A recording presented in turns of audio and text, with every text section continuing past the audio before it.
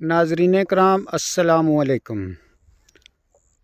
आज की इस वीडियो में हम पंजाब के मुलाजमीन और पेंशनर के साथ जो गुज़श्ता हुकूमतें नाइंसाफ़ियाँ और ज़्यादतियाँ कर रही हैं, यानी ऐसे कवानीन जारी किए गए पिछले चंद सालों के दौरान के जो चीज़ें या जो मराआत दूसरे सूबों और वफाक को मिल रही हैं वो पंजाब के मुलाजमीन को उनसे महरूम कर दिया गया है या उनको बहुत ही कम कर दिया गया है।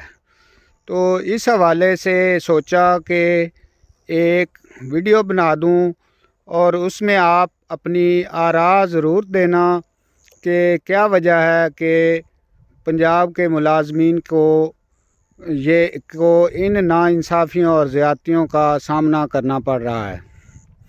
तो आइए शुरू करते हैं कि पहले नंबर पर यह ज़्यादती की गई मई 2021 में नोटिफिकेशन जारी करके कि 25 साल की सर्विस और 55 साल की उम्र का रिटायरमेंट के लिए होना ज़रूरी है। यानी जो पंजाब का मुलाजम होगा उसकी जो सर्विस होगी लेंथ वो कम अज़ कम 25 साल हो और उसकी उम्र 55 साल से कम ना हो।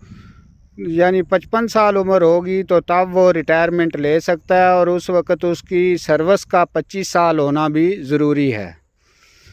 यानी बाकी सूबों में ये जो है डिफरेंस या फ़र्क नहीं पाया जाता या ये कैद नहीं रखी गई।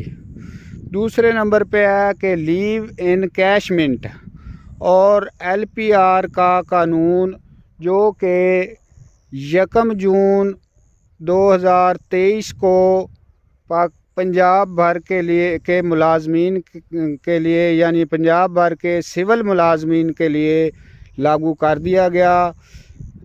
इसके तहत ये था कि लीव इन कैशमेंट की जो रकम है वो इनिशियल बेसिक पर कर दी गई, जबकि बाकी सूबों में ऐसा नहीं है।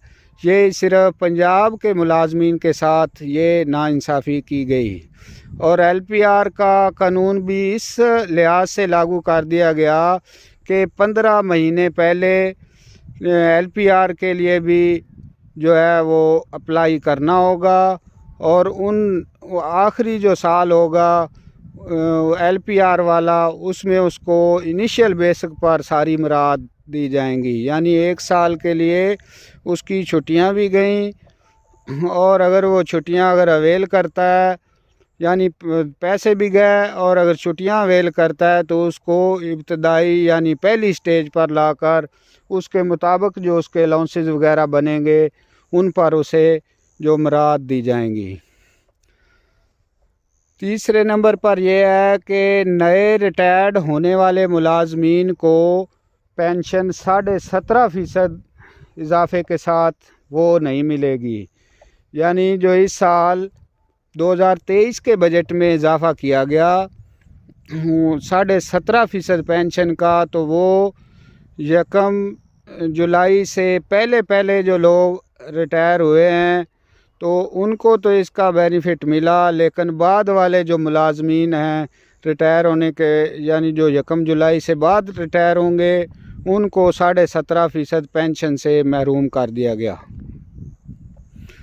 जो चौथा नुक्ता और चौथी नाइंसाफ़ी ये है कि दौरान सर्विस वफ़ात पर फैमिली को लीव इन कैशमेंट की अदायगी जो है वो भी अरसा से रोक दी गई है।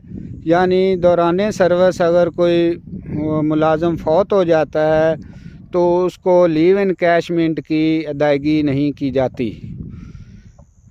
पांचवा रूल ये है कि रूल 17A के तहत सरकारी मुलाजमीन जो हैं उनकी फैमिली के एक बच्चे को या एक फ़र्द को मुलाजम रखा जाता था। 21 नवंबर 2023 को ये आर्डर लागू करके उसको भी ख़त्म कर दिया गया है। तो ये जो थे 5 नुकात ये नाइंसाफ़ी और ज़्यादती के ज़ुमरे में आते हैं कि ये सिर्फ़ पंजाब वालों पर इनका इतलाक़ हो रहा है, बाकी मुल्क के जो फेडरल और बाकी सूबे हैं उन पर इनका इतलाक़ नहीं हो रहा। तो इसको आप क्या ख्याल करते हैं? आप कमेंट बॉक्स में अपना इज़हार राय ज़रूर कीजिएगा। वस्सलाम।